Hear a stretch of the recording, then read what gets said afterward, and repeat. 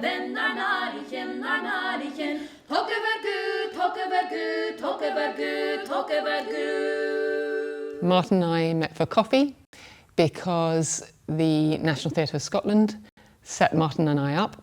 We had interactions in the past. I knew who he was. I was aware of his work, but I hadn't seen it. And so it was really interesting to read the work for the first time, to be completely blown away by it. It's such a beautiful, dense, complex piece of work, full of wit and energy and questions. And Martin and I met and talked about what it might be to work together. And obviously it was a new journey, a new partnership, and to try and find some common ground. And Martin had seen some of my work. I was really delighted to begin this journey with him, and from there we started to push and pull the text a little bit and to talk about what Martin was trying to achieve so we could get to the heart of what the script was trying to convey and what the production needed to be. Usually I go through a drafting process with the show, so I tend to write the whole show out, type it up, but didn't with this one because it was written in Scots and Gaelic, and it's also enormously detailed, huge amount of words. And I listened to it as audio, and Martin recorded all the audio for me to get to really know the piece. I then look at the text in terms of facts and questions, what we know and what we don't know about it. And then I tend to break down the text in terms of images. And in a show like this, there are a huge amount of images. So I was looking for repetitions where things chimed and where they diverged from each other. Because as you'll notice, the show is often about telling stories which are versions of each other. So I need to be really clear about what version we're in and how those versions diverged, and to be able to tell those different frames really clearly as we travel through the show. So because of the nature of the piece, and because Martin usually performs just one man in front of a mic, and we knew that he wanted to upscale the piece, that we wanted to tell a story which in his words was epic, and I knew that the job that we were trying to do was to clarify and elevate his text without getting in the way of the words, because there are so many words and so many images within the piece. So it really felt like a design job on everybody's parts. So we brought the design team together, the two designers, which was Rachel O'Neill and Emma Bailey, the video designer Rob Jones, and also the composer Oliver Searle and myself with Martin, to try and excavate the text together, to try and look at what was required and what was supportive within each section. And we did that over 2 days with Martin reading out the text to us, and then brilliantly, Martin leaving the room and us reading the text, which was really enjoyable because it opens up the text in a completely different way. And, you know, obviously, many of those voices in the room can't get underneath the Gaelic or the Scots in the same way as Martin. So following that, we went into 3 days where we brought all of the design into the room, but in kind of cardboard cutout form, and the 3 singers, and tried to work out whether on these tiny stages as well as these very large stages the show was going to inhabit, whether the story could be told with the elements we thought we needed. How much we retained on stage continued to be a challenge as we went through the tour, because we were touring all sorts of venues. Some of them had entrances on stage, some of them didn't, some of them had the possibility of going up on stage, some not, some had flies, some not. And so the way that those pieces interacted and the way that the performers entered the stage and where they put things was always changing from venue to venue as we travelled around. And that was really interesting because for me, I should have thought more clearly, I think, right at the beginning about how all of those spaces worked. And you don't necessarily have all the information, and you're not necessarily thinking about that when you begin.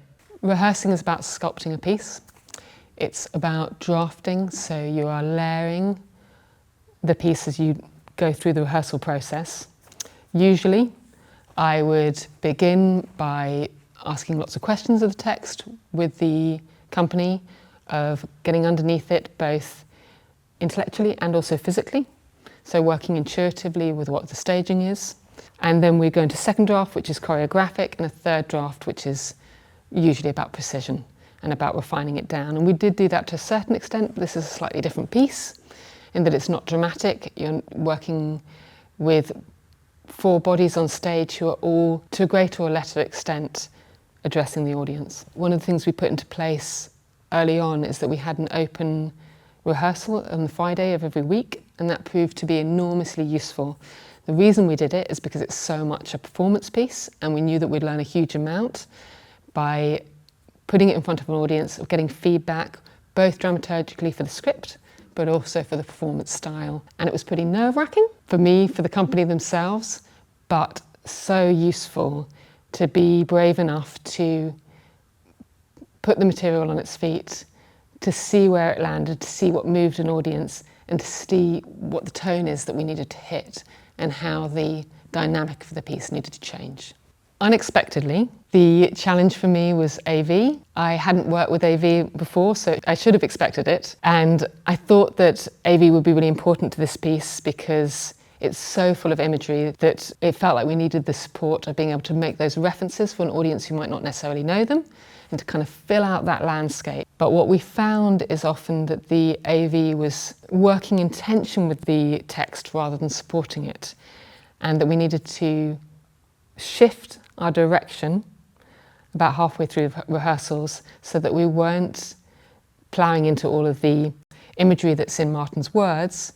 We were trying to support the space with an imagery which brought us back to the centre of the story, to ocean and the rock and the elemental, and kind of gave a kind of force and a feeling and an energy to the piece rather than trying to be illustrative.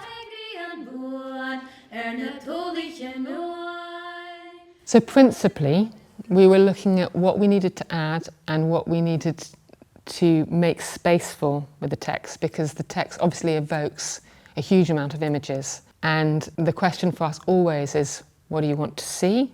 And where do we get in the way of Martin's own storytelling and own thought?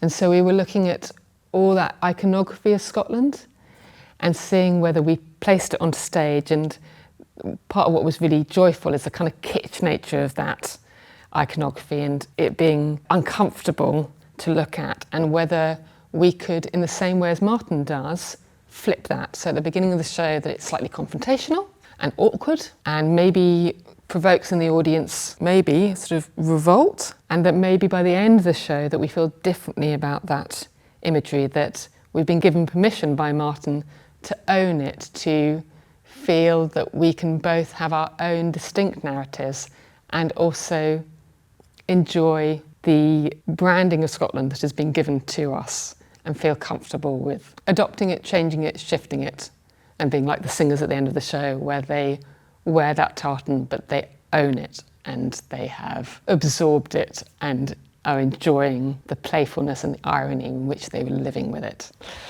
And the second thing that we looked at was surrealism, because what the surrealists did was to place everyday objects into art in a way which provoked questions around it.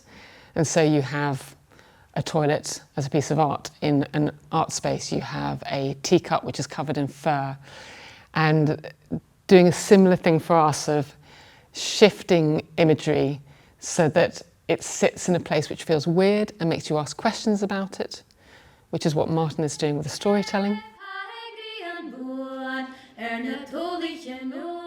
The music is written by Oliver Searle. It is set to Ossian's poetry, but a Gaelic version of Ossian's poetry, because obviously Macpherson wrote the text in English, or if you believe that Macpherson wrote the text, then he wrote it in English. And this takes it back to this idea of what the original Ossian poetry might have been. And a lot of what we were doing with the music was to find where it should sit within the text, how it supported the text in terms of its form, in terms of its energy, in terms of its tone, and where it could sit underneath the text without getting in its way, and support that text and build across the course of the performance. The role of the women was a really interesting one to figure out, because it wasn't completely written into the script, or at all written into the script actually. Martin just had an idea that he wanted the female voice on stage, that he wanted a female presence on stage, that there was a way of bringing forward Gaelic into the production, But really, all he could identify right at the beginning was that they were ghosts on stage, that they were kind of force of something that was unreachable. And that's quite a nebulous idea. It's quite fluid in its feeling, and it doesn't bear character within it. So for the women, who are they? What are they doing there? What is the action?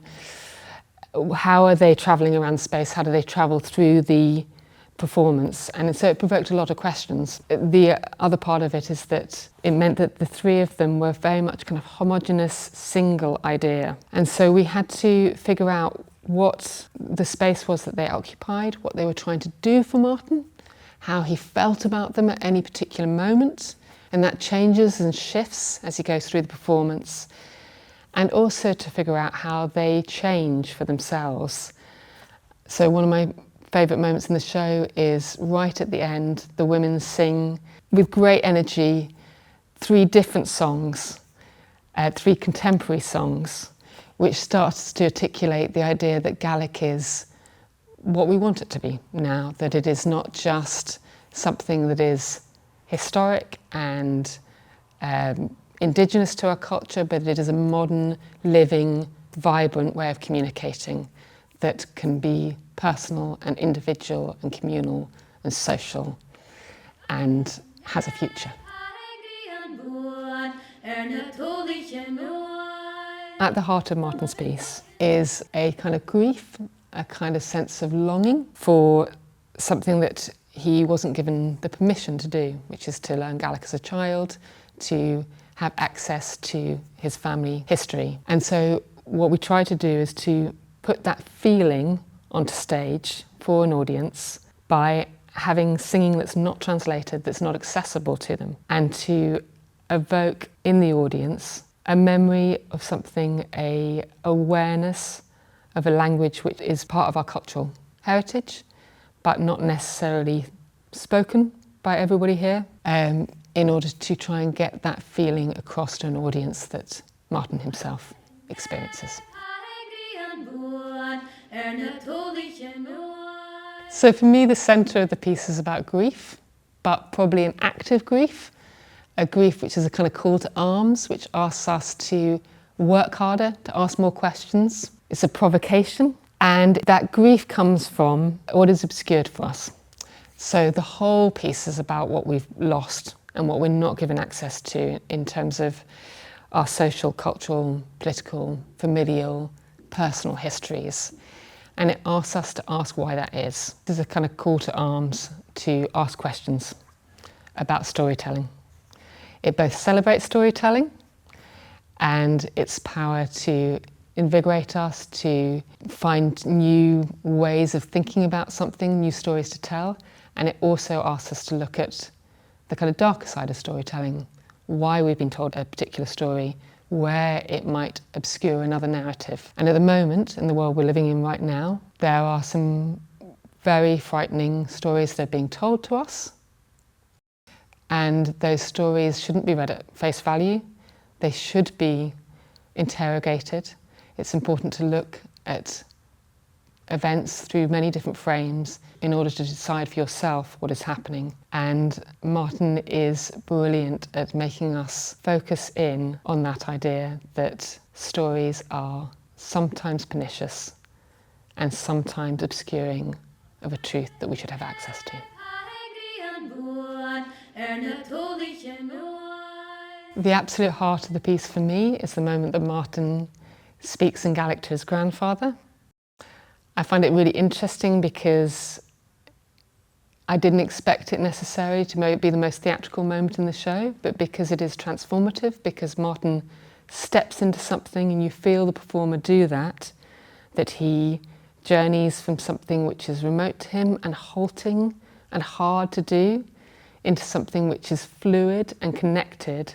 It feels really powerful as a moment, and it embodies the centre of Martin's idea, which is how you find connection, how you work to understand who you are, to find an identity. The other moment that I really love is during Samuel Johnson in the Highlands, where Martin travels from a kind of place of playfulness and mockery and enjoying the ridiculousness of how Samuel Johnson might receive the Highlands and might mock the Highlands, to a place of poetry where he steps into this text which elevates and which kind of transports us, and I think, without explaining it, communicates what poetry can do for us, that it can take us into a place which is entirely about feeling and about sense. And he looks a little bit like a priest at that moment on stage. His scarf is dropped, his notebook is down in his hands and he has them crossed, and I just find it incredibly moving.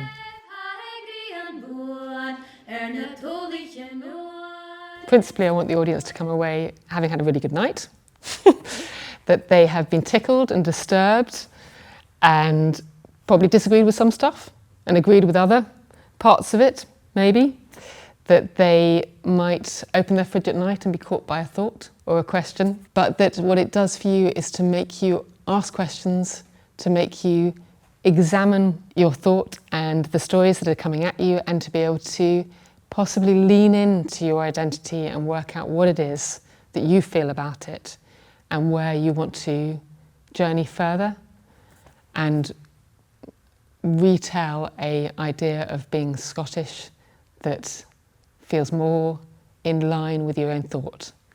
And then to ask that question again and again, because it changes and develops as we go through life.